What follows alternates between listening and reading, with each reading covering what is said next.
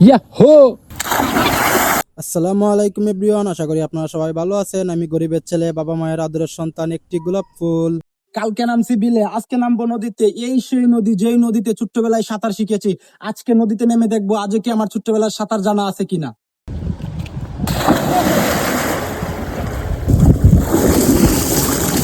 Yes, আজও মনে আছে ছোট্টবেলার সাঁতার।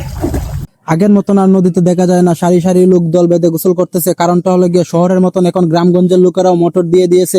আধুনিক প্রযুক্তির সাথে গ্রামের সৌন্দর্য ও ঐতিহ্য হারিয়ে যাচ্ছে। আপনারা যারা যারা আমার এই ভিডিওটি দেখতেছেন, আপনারা অবশ্যই নদীকে ভালোবাসেন। যারা যারা আমার মতন নদীতে গোসল করতে ভালোবাসেন তারা সবাই কমেন্টে জানাবেন। আর এই সেই নদী, যেই নদীতে আমি ছোট্টবেলায় বাবার হাত ধরে সাঁতার শিখেছি, কিন্তু অল্প একটু সাঁতার কাটতে হাঁপিয়ে গিয়েছি, জানটা বেরিয়ে যাচ্ছে, তাই গাছের উপর উঠে বসে পড়লাম। আগের মতন আর ছোট্টবেলার মতন সাঁতার কাটতে পারি না।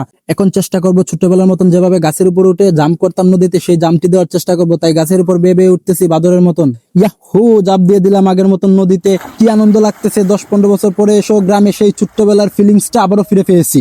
আর সম্ভব না নদীতে থাকা, যদি বেশি সময় থাকি তাহলে অসুস্থ হয়ে যাবো। এখন উঠে পড়বো। আজকের মতন ভিডিওটা এই পর্যন্তই। আপনারা সবাই ভালো থাকবেন, সুস্থ থাকবেন। আল্লাহ হাফেজ।